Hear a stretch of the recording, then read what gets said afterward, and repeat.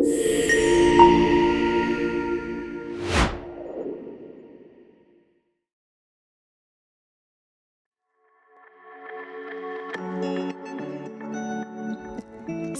right on the Arctic Circle, Rovaniemi is the official residence of Santa Claus, thereby offering a year-round Christmas spirit.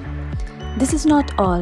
Rovaniemi is the capital city of the Finnish Lapland and serves as a gateway to the Arctic wonders of the region. About 63,000 people call Rovaniemi home, which is one-third of the population of the entire Finnish Lapland. Visitors to Lapland approximately equal 10 times its population.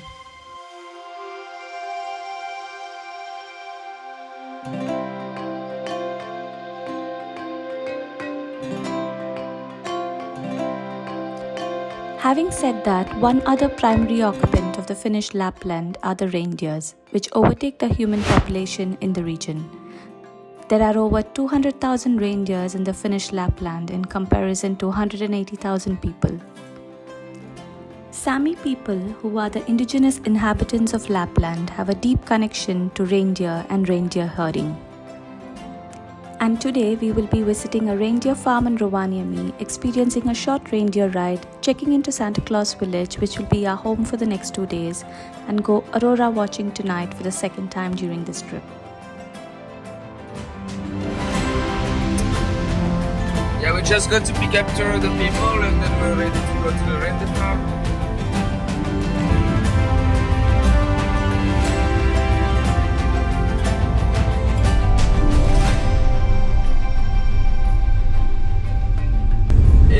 Et puis après, on va aller voir.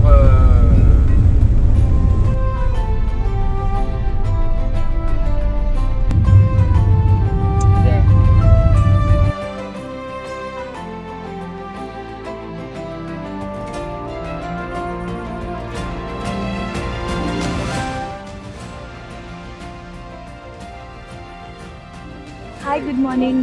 We are at the reindeer farm this morning. It's going to be a 2-hour tour of the reindeer farm. We're going to see the male, female and the baby reindeers and also see how they're being fed and go for a short ride. Seems like a fun morning.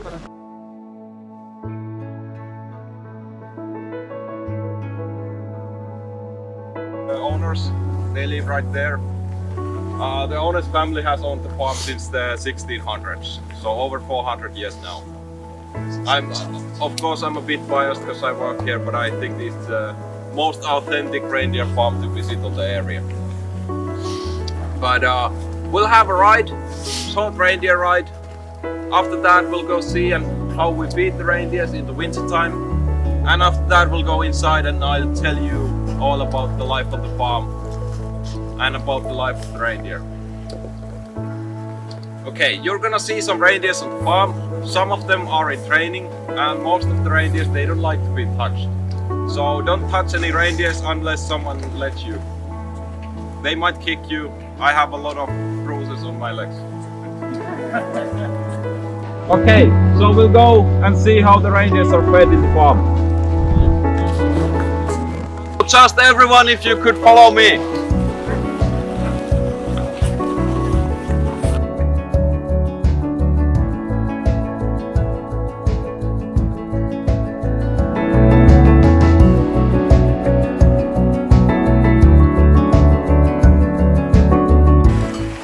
During our time at the reindeer farm, it was interesting to observe a reindeer feeding session. Reindeer are semi-domesticated animals that primarily rely on natural grazing, but during harsh winters or in areas with limited natural forage, supplementary feeding becomes a necessity. Like we see here, feeding station or feeding grounds are established to provide supplements in the form of hay, silage, lichens, moss and grass. If the reindeer stop, they might stop to eat the snow, they hydrate that way.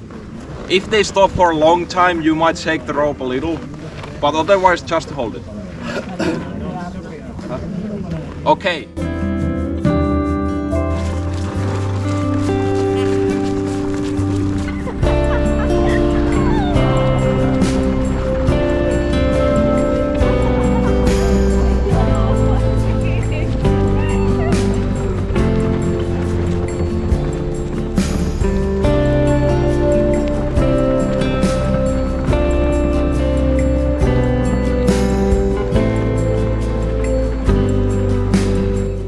After a fun reindeer ride, we headed into a lavu, a typical Finnish hut, where we were briefed some fun and not so fun facts about reindeer herding. It was cozy to be under a roof around a bonfire with some warm tea to sip on after a couple of hours outdoor. Annoying thing for reindeers, and that's mosquitoes. So we have a lot of mosquitoes here in the summertime. With that, it was a wrap at the reindeer farm and we drove back to Rovaniemi town centre.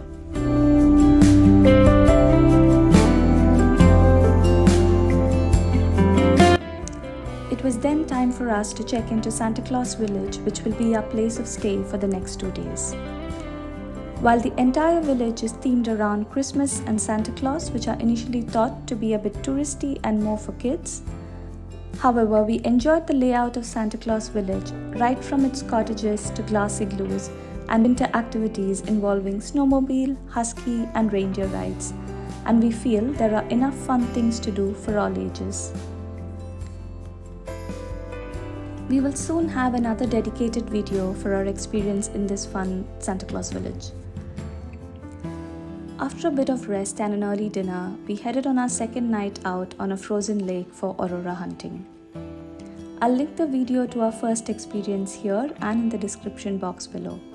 This time, we were eager to have a better experience of Aurora Borealis than our first time.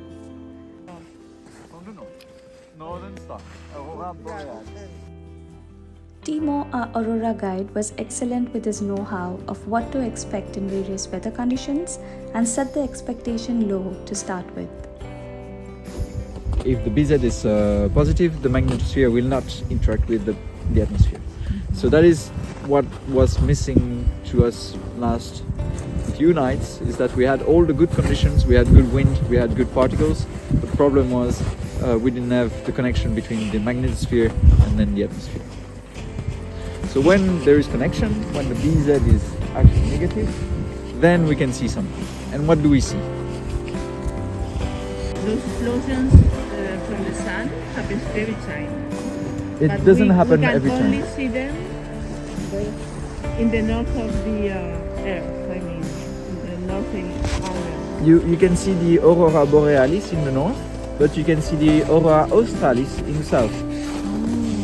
So at the same moment you have the Aurora Borealis, there is a good chance that there is Aurora Australis also. Okay. The magnetosphere will connect also on the other side of the Earth.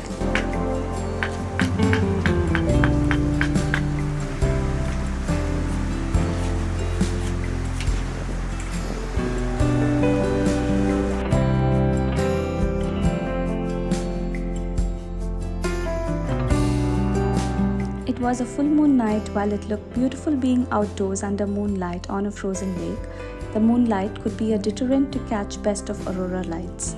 Despite the conditions, we enjoyed a finished dinner of fire-cooked vegan hot dog, which Timo, our guide, convinced us to try, along with riska, a Finnish potato bread, and some hot chocolate with marshmallow to polish it off. And about half an hour later, we witnessed beautiful strokes of green, yellow and pink in the moonlit sky. We were so stoked, and it was just start to the beautiful aurora show that night, and it went on for a couple of hours that night with different intensities. The celestial display of colored lights across the night sky is both big-willing and inspiring in equal measure. Once seen, it's never forgotten.